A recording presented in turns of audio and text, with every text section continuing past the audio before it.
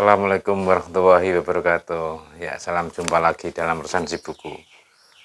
Buku berjudul Kuasa Uang Politik dalam Pemilu Pasca Orde Baru.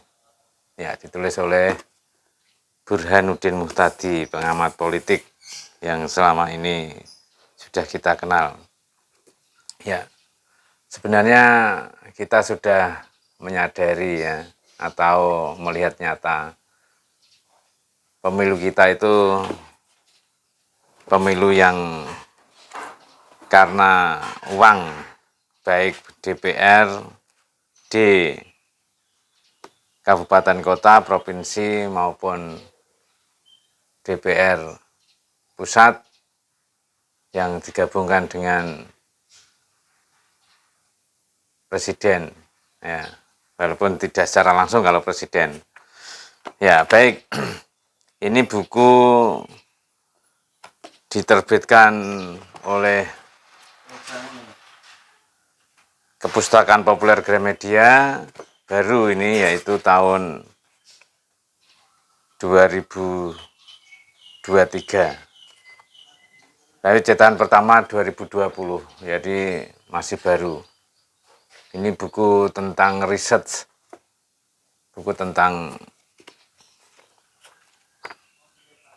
bagaimana DPR itu terpilih karena kuasa uang. Walaupun tidak seluruhnya menang karena dundum duit ya, tapi bisa dikatakan 90% yang dundum duit itu bisa jadi. Ya, ada plus minus sebenarnya, tidak mesti buruk ya untuk dundum duit menang dan itu politik uang itu mesti negatif, tidak.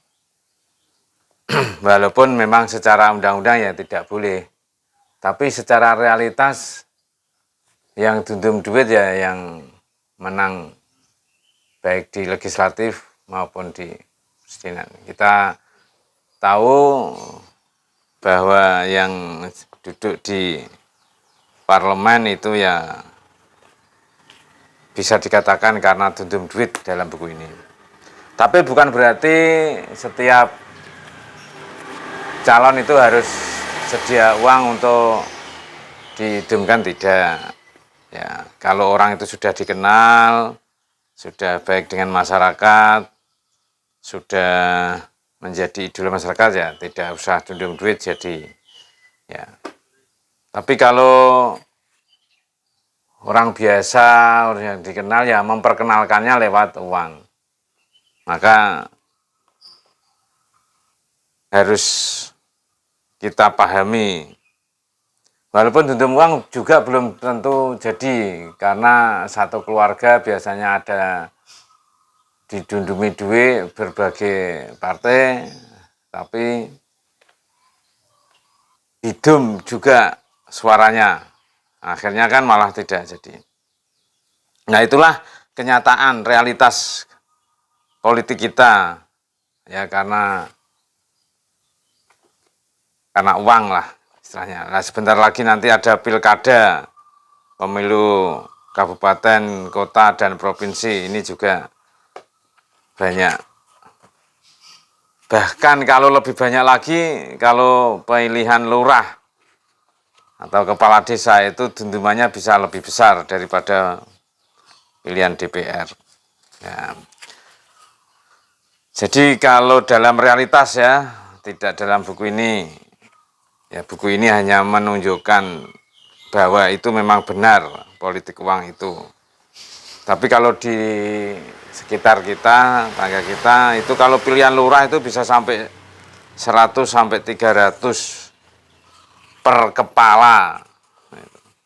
Kalau pilihan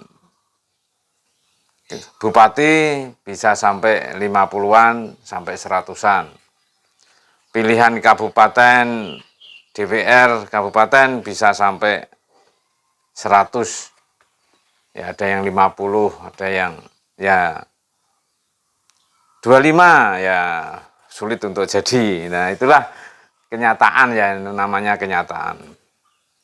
Nah, buku ini mensurvei ya, mensurvei beberapa daerah bahwa memang betul politik uang itu ada, jadi tidak hanya isu, tapi ada. Dan Indonesia ini termasuk besar politik uang itu.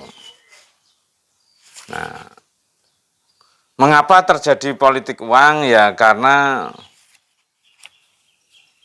kalau tidak demikian mereka para calon itu ragu jadi atau tidak. Tapi kalau dengan pilihan uang jadi atau tidak, ya tidak ada jaminan. Tapi lebih mantap, lebih yakin dengan dundum uang itu lebih bagus. Karena kenyataannya di daerah kami di sini semakin besar dundumannya dan semakin melebar jangkauannya juga jadi. Jadi bisa dikatakan sudah berkali-kali jadi, sudah 4 kali lebih. Ya, itu jadi terus karena dundumannya terbesar di antara para pendundum uang itu. Jadi dia berani sampai 100 per pemilih dengan merata, itu bisa dipastikan jadi. Yang dundum sampai 50 atau 75 itu jadi tapi tipis. Tapi yang dundum kurang dari itu ya 90%-nya yang tidak jadi. Tapi yang tidak dundum ya ada yang jadi tapi sangat kecil sekali. Ini dari survei. Nah, ini buku ini memberi legitimasi ya dari realitas masyarakat bahwa kalau tidak dundum itu memang peluang jadinya kecil. Kalau dundum peluang jadinya itu besar. Walaupun ada kata peluang, artinya dundum belum tentu jadi, tidak dundum belum tentu tidak jadi. Tapi peluangnya itu tadi saya katakan ya semakin besar dundumannya semakin menjadi peluang untuk jadi. Nah, itulah realitas politik kita. Jadi jangan tidak menyadari, tapi kita sadar bahwa politik itu harus dengan uang. Nah, itulah realitas politik kita. Karena masyarakat kita juga belum terdidik. Nah, itu yang politik langsung, politik uang secara langsung didumke dari rumah ke rumah oleh tim ses mereka. Tapi yang presiden, wakil presiden kemarin juga begitu walaupun tidak secara langsung, tapi lewat bansos. Nah, ini yang bisa dimengerti atau bisa dikorelasikan. Kenapa dunduman bansos itu mendekati coblosan, kalau di dalam istilah kami itu coblosan. Jadi beberapa daerah juga kami konfirmasi buku ini dengan masyarakat yang ada memang betul bahwa coblosan itu kalau tidak ada sangu nyoblosnya ya tidak marem gitu. Apalagi di desa-desa itu dunduman uang, dunduman sembako, dunduman apalah sebutannya itu sangat menentukan keterpilihan dalam pemilu. Demikian, mudah-mudahan bermanfaat untuk menjadi pelajaran bagi kita, baik yang dipilih maupun yang memilih. Nasrul minallah wa Assalamualaikum warahmatullahi wabarakatuh.